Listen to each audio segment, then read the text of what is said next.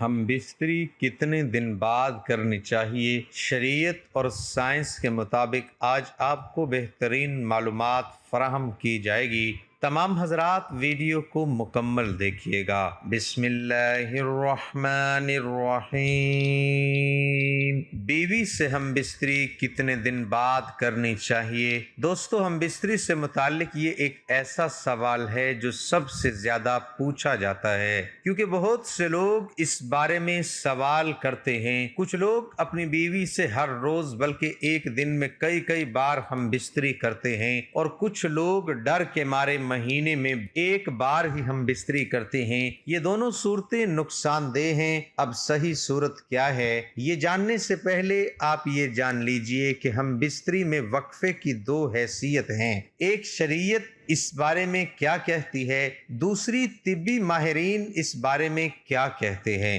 تو آج کی اس ویڈیو میں ہم دونوں کے بارے میں بات کریں گے۔ سب سے پہلے شریعت کی بات کرتے ہیں۔ شریعت میں اس کی تعداد متعین نہیں کہ کتنی بار اور کتنے وقفے سے ہم بستری کی جائے۔ اس کا سبب یہ ہے کہ یہ حالات اور اپنی حیثیت کے اعتبار سے مختلف ہو سکتی ہے، اور پھر جب قدرت و طاقت میں بھی فرق ہے تو شریعت کی طاقت نہیں کہ وہ اس طرح کے مسائل میں تعداد متعین کرے، لیکن جماعت اور ہم بستری کا حق ہے جو خاوند پر واجب ہے۔ ابن قدامہ رحمت اللہ علیہ کہتے ہیں کہ اگر اس کا کوئی عذر نہیں تو وہ اپنی بیوی سے ہم بستری کرے۔ امام مالک رحمت اللہ علیہ کا قول یہی ہے۔ حدیث شریف میں ہے کہ عبداللہ بن عمر بن العاص رضی اللہ تعالی عنہ بیان کرتے ہیں کہ رسول اکرم صلی اللہ علیہ وسلم نے فرمایا، اے عبداللہ، کیا مجھے یہ نہیں بتایا گیا کہ تو دن کو روزہ رکھتا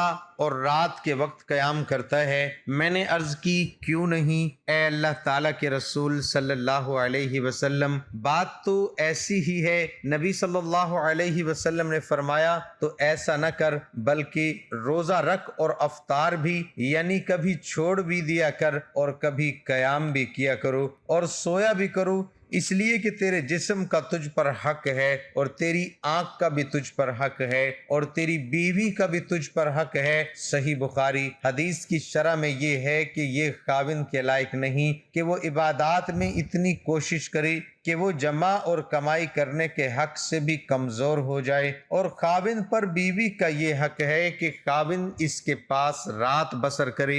ابن قدامہ حنبلی رحمت اللہ علیہ کہتے ہیں، جب اس کی بیوی ہو تو اس پر لازم اور ضروری ہے کہ اگر اس کے پاس کوئی عذر نہیں تو وہ 4 راتوں میں ایک رات اس کے پاس بسر کرے۔ ابن تیمیہ رحمت اللہ علیہ کہتے ہیں، اور بیوی کے حسب خواہش خاوند پر ہم بستری و جمع واجب ہے جب تک کہ خاوند کا بدن کمزور نہ ہو، اور یا پھر اسے ایسا کرنا معاشیت سے ہی روک دے، اور اگر وہ آپس میں تنازع کا شکار ہو جائیں تو خاوند پر قاضی نفع کی طرح اسے بھی مقرر کر دے گا اگر وہ اس میں زیادتی کرتا ہو۔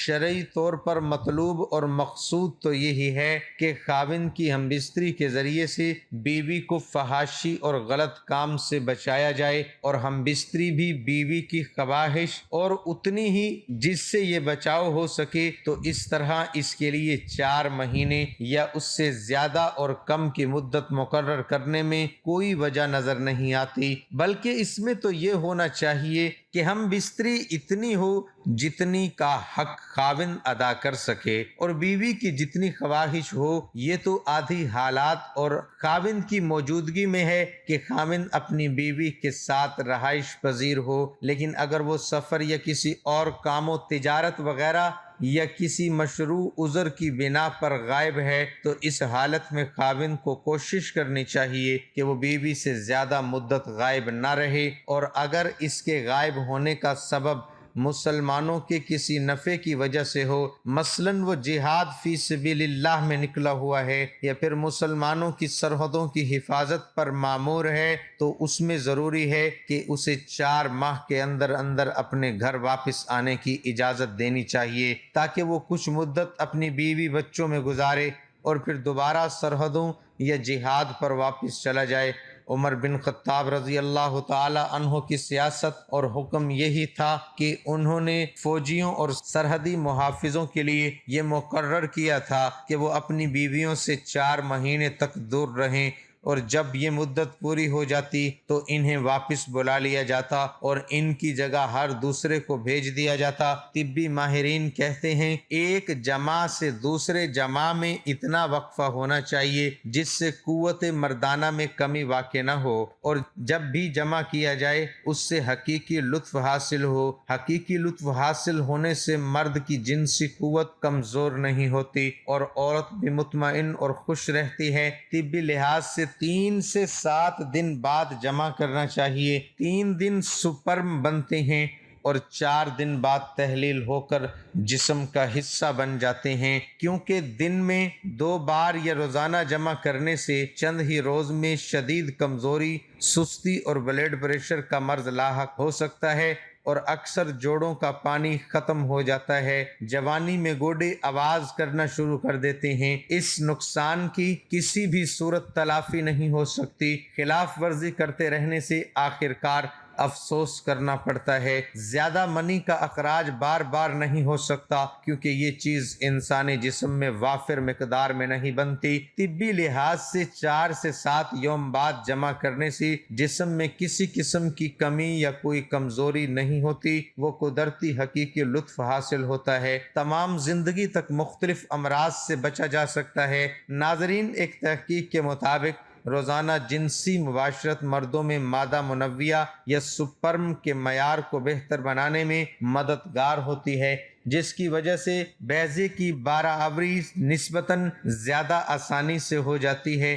اس بات کا پتہ اس وقت چلا جب ایک مطالعے کے دوران ایسے مردوں کو روزانہ مادہ منویہ خارج کرنے کو کہا گیا جنہیں باپ بننے میں مشکلات کا سامنا تھا۔ 1 ہفتے کے اس عمل کے بعد دیکھنے میں آیا کہ ان افراد کے نطفے کے جو نمونے حاصل کیے گئے ان میں DNA کا نقصان کم تھا۔ دعا ہے کہ اللہ تعالی ہم سب کو شریعت کے مطابق ہم بستری کرنے کی توفیق عطا فرمائے اور ہم سب کو پکا اور سچا مسلمان بنائے اور ہم سب کو دین حق پر چلنے کی توفیق عطا فرمائے۔ ناظرین، نماز کا اہتمام لازمی کریں۔ نماز پڑھنا ہر مسلمان مرد عورت پر فرض ہے۔ نماز ہمیں بے حیائی اور برائی سے روکتی ہے۔